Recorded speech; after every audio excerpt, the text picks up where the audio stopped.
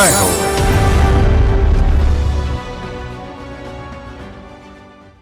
నమస్కారం. సామాన్యుల అసమాన విజయ గీతిక ఈటీవీ జయహోకు స్వాగతం. ఆడపిల్ల పుడితే ఆ పల్లె పన్నీరు చల్లుకుంటుంది, పరవశంతో పండుగ చేసుకుంటుంది. ఓ ఆదర్శ రైతు మార్గదర్శనం ఆ ఊరి దశ దిశను మార్చివేసింది. గ్రామీణ రాజస్థాన్ ముఖచిత్రమే మారుతోంది. చరవాణి చెరలో బందీలవుతున్న మనుషుల్లో పఠనాసక్తి పెంచేందుకు మహారాష్ట్రలో ఓ బామ్మగారు తన హోటల్ను పుస్తకాలయంగా తీర్చిదిద్దారు. విభిన్న కథనాల సమాహారం జై హో మీకోసం. జై హో.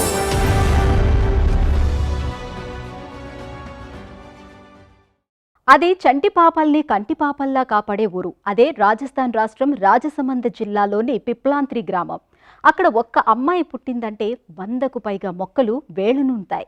అవి పొడిమి బిడ్డలుగా మారి ఆ కొత్త ప్రాణిని స్వాగతిస్తాయి. ఆరావళి కొండల్లో చెట్టంత సంకల్పం తీసుకున్న సామాజికవేత్త శ్యామ్ సుందర్ బృందం కృషి ఫలించింది. ఆ నేల నేడు ఆడపిల్లల రక్షాబంధంగా మారింది. విలువైన మూలికా వృక్షాలతో స్వయం పోషకత్వం సిద్ధించింది.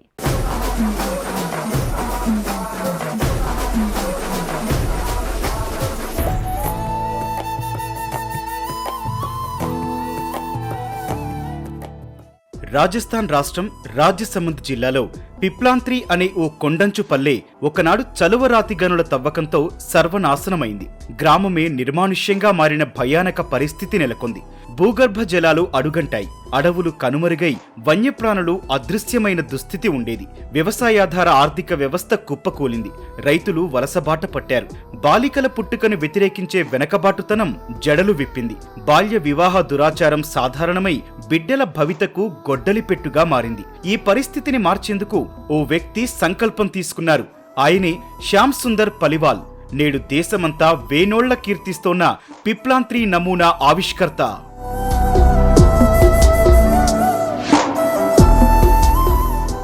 పిప్లాంత్రి కల్లా మే హువా హై అభి.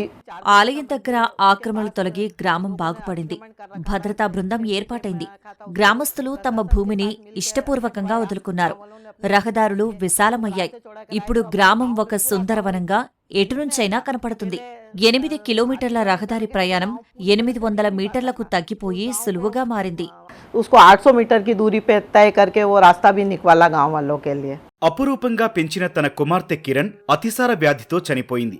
కాలం చేసిన గాయాన్ని మరిచిపోవచ్చు, కానీ తనయ ఒక సజీవ జ్ఞాపకంగా మిగిలిపోవాలని, నిత్య స్ఫూర్తిగా నిలవాలని శ్యామ్ సుందర్ తలంచారు. పల్లెలో అమ్మాయి పుట్టుకను వేడుకగా మార్చారు. కిరణ్ స్మృతి చిహ్నంగా 111 మొక్కలు నాటారు.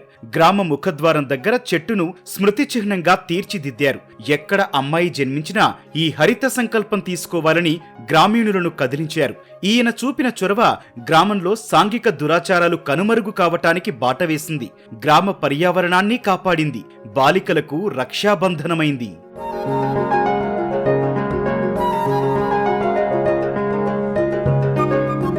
सबसे बड़ी बात यह है कि माइनिंग एरिया है, जहाँ बिल्कुल सूखी जमीन है, पानी नहीं.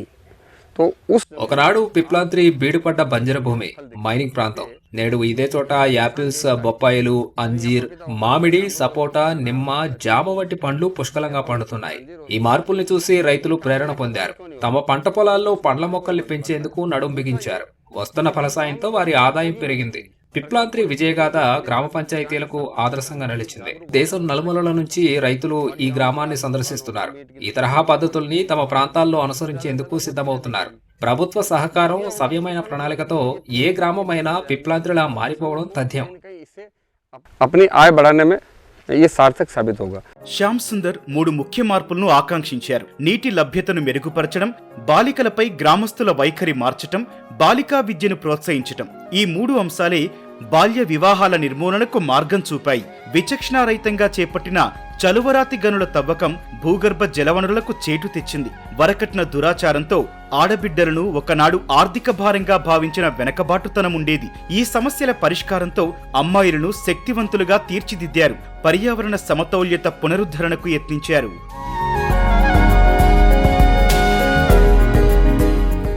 समस्या होती है वन्य जीव, जो जंगली जानवर हैं, जो परभक्षी होते हैं. जैसे పచ్చదనం పెరిగింది, వనాలు ఏర్పడ్డాయి. వన్యప్రాణులతో మనుషులకు సంఘర్షణ వాతావరణము నెలకొంటోంది. అయితే ఈ సమస్యను మేం పరిష్కరించాం.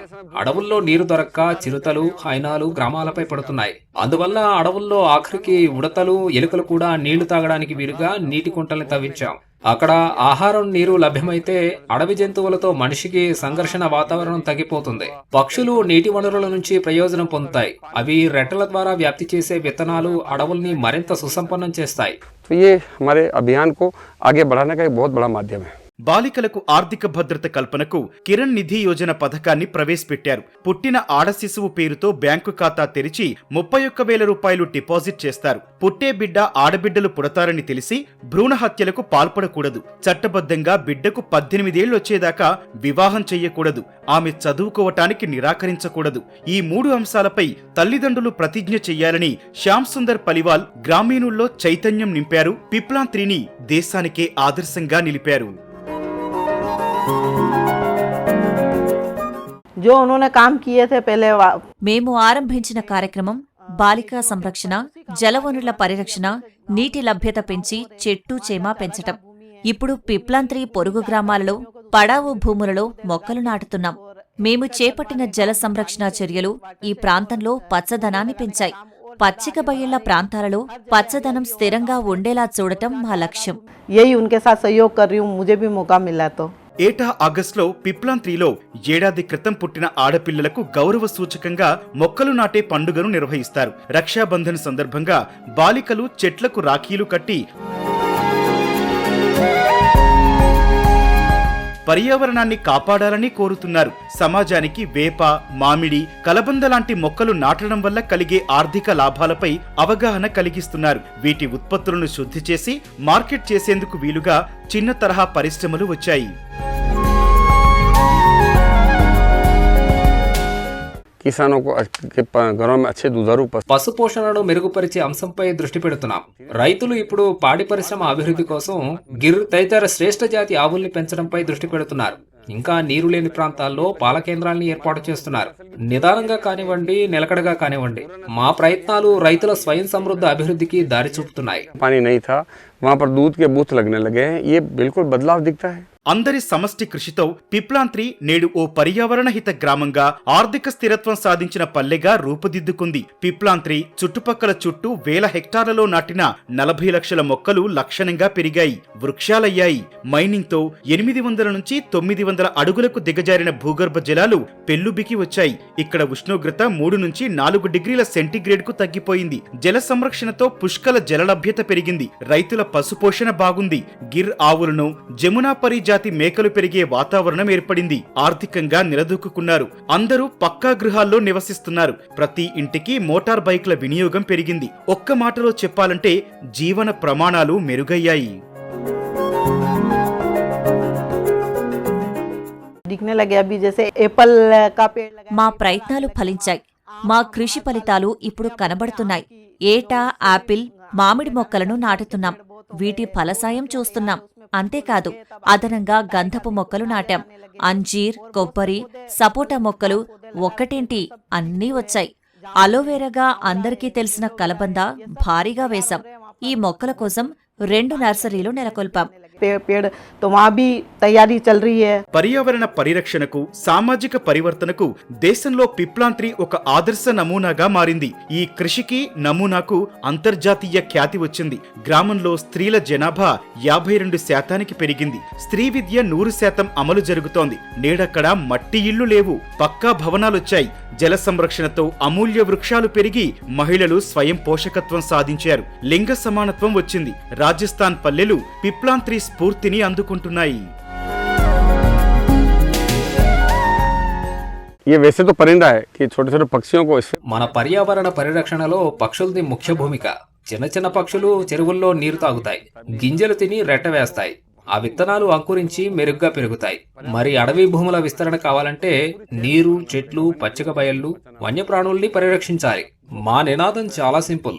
జల సంరక్షణతో మొక్కలు నాటండి, పెంచి ప్రకృతి ఆధారిత జీవనోపాధికి బాట వేయండి. पेड़, गोचर भूमि और वन्य जीवों को बचाकर लोगों को प्राकृतिक आधारित रोजगार से जोड़ना.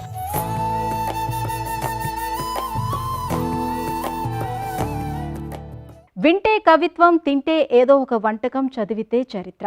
ఎటొచ్చి ఆర్డర్ ఇచ్చిన జాబితాలోని వంటకమో తేనీరో తెచ్చేలోగా పుస్తకంలో కొన్ని పేజీలైనా చదవాలి. ఆశ దోశ కాదండి, ఇది నిజం. నాసిక్ దగ్గర భీమాబాయి జోందలే బామ్మగారి పుస్తకాంచ హోటల్లో ఇది విషయం. చరవాణి వ్యసనంగా మారిన జీవులకు పఠనాసక్తి కలిగించి చదివే విలువను గుర్తు చేస్తున్నారు భీమాబాయి.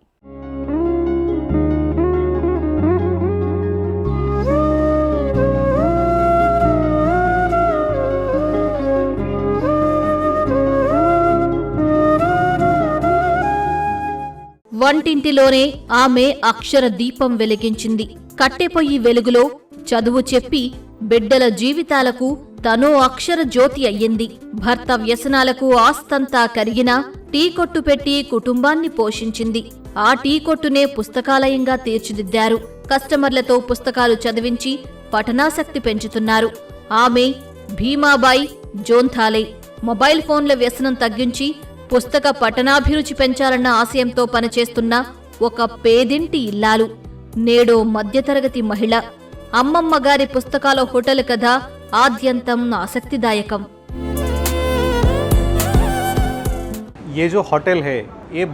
ఇది విభిన్నమైన హోటల్.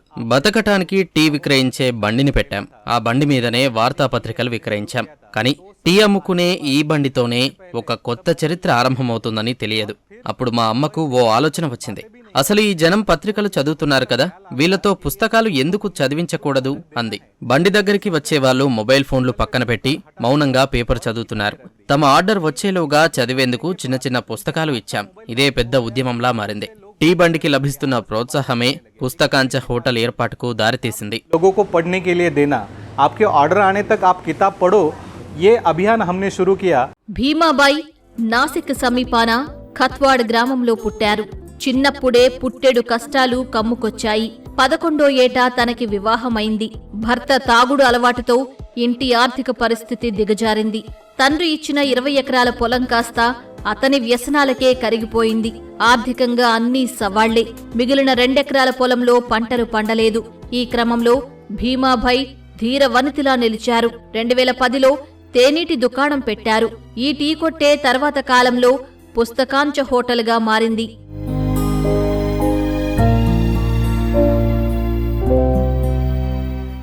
सुरुवात सांगायचं ठरलं तर शेतीनं माझी नाफेड झाली.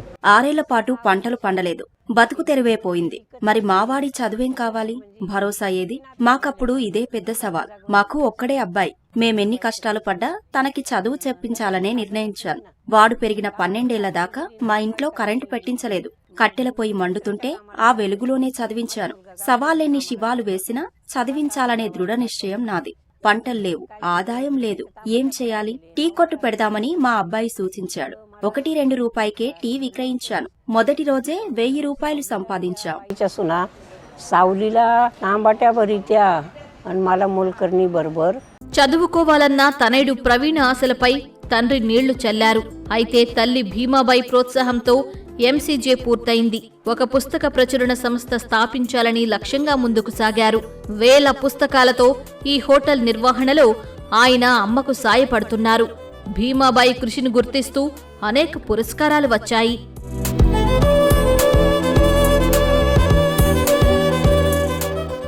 पुरस्कार मला 84 मिळाले. పురస్కారాలు, ప్రశంసాపత్రాలు అన్నీ కలిపి 84 ఉంటాయి. 5000కు పైగా పుస్తకాలిక్కడ ఉన్నాయి. వీటిలో విరాళంగా వచ్చినవే ఎక్కువ. నేను చదివింది 5వ తరగతే కావచ్చు, కానీ నాకు ఇష్టాలున్నాయి. తత్వవేత్త, సానెగురు, గాంధీజీ, డాక్టర్ అంబేద్కర్ తదితర దిగ్గజాలు ఇష్టం. శ్రీ విద్యను ప్రోత్సహించిన సావిత్రిబాయి పులే స్ఫూర్తితో నేను విద్య నేర్చుకున్నాను, విలువలు గ్రహించాను. मी तुम्हाला सांगते, वेळ असा आहे माझ्याजवळ, कस्टमर आले तरी माझ्या हातात पुस्तक राहतं. मी फक्त काउंटर सांभाळते आणि तेवढ्या वेळात माझ्या हातातच पुस्तक राहतं. तुम्हाला सांगते. పిల్లల ప్రోత్సాహంతో భీమాబాయి తన పలహారశాలను విస్తరించి అజీత్య పుస్తకాంచ హోటల్గా మార్చారు. ఈ రెస్టారెంట్ ముంబై ఆగ్రా 3వ నెంబర్ జాతీయ రహదారిలో ఉంది. కస్టమర్లను ఆత్మీయంగా స్వాగతించే బామ్మగారి పుస్తకాంచ పలహారశాలలో ఉచిత పఠనానికి వీలుగా మరాఠీ, హిందీ, ఇంగ్లీష్ భాషా పుస్తకాలున్నాయి. కేవలం 50 పుస్తకాలతో ఆరంభమైన పుస్తకాంచకు నేడు ఎందరో దాతలు పుస్తకాలను అందజేస్తున్నారు. ఇందువల్ల పుస్తకాల సంఖ్య వేలల్లో ఉంది.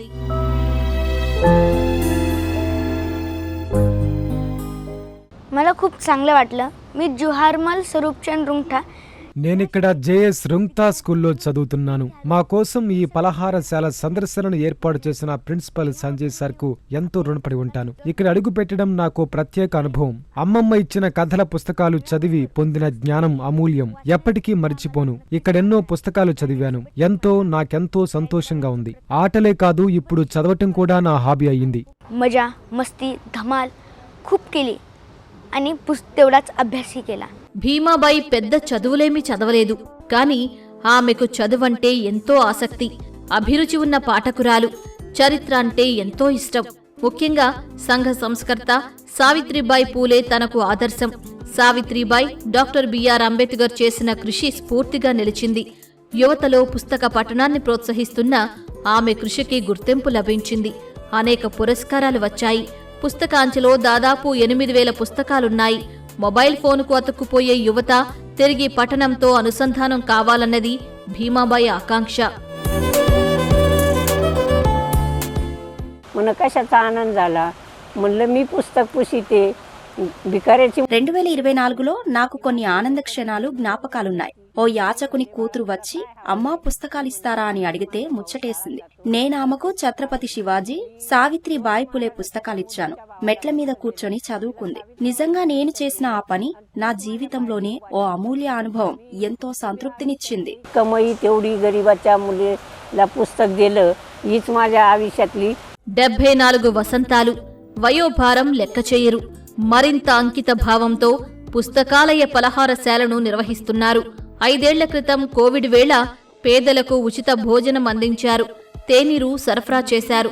తొలుత హోటల్లో పుస్తకాలయం ఏమిటని కొందరు ఎగతాళి చేశారు. కానీ దీక్షతో ఆమె చేస్తున్న పని అందరినీ ఆకర్షించింది. నేడి హోటల్లో 4 ఉపాధి పొందుతున్నారు.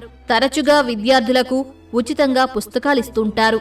యువతకు మొబైల్ ఫోన్ల మీద ఆధారపడే పరిస్థితిని తప్పించారు. जेवढे माझ्या मुलाचे 84 पुस्तकं छापून झाली. प्रत्येक टेबल मध्ये పుస్తకాలంటే జ్ఞాననిధులు. వాటిని ఏ మొబైల్ ఫోన్లు కూడా పూరించలేవు. ఈ తరం పుస్తక పఠనానందాన్ని తిరిగి పొందాలని నా కోరిక. మా హోటల్కు వచ్చిన వాళ్ళు ఇప్పుడు ఫోన్లను కాసేపు పక్కనుంచుతారు. చదవడానికి పుస్తకాలు తీసుకుంటారు. त्याच्यात मला आनंद वाटतो, ऊर्जा वाढते माझी.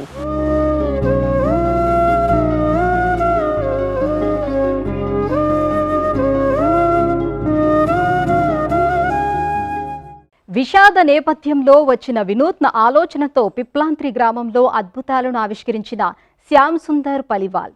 చదువును ప్రేమించి చదివే అలవాటును ప్రోత్సహించేందుకు తన హోటల్నే పుస్తకాలయంలా మార్చిన భీమాబాయి. ఉభయలు ఘనస్ఫూర్తి గీతికలు, చైతన్య దీపికలు. మరిన్ని కథనాలతో వచ్చే వారం జయహోలో మళ్లీ కలుద్దాం. నమస్కారం.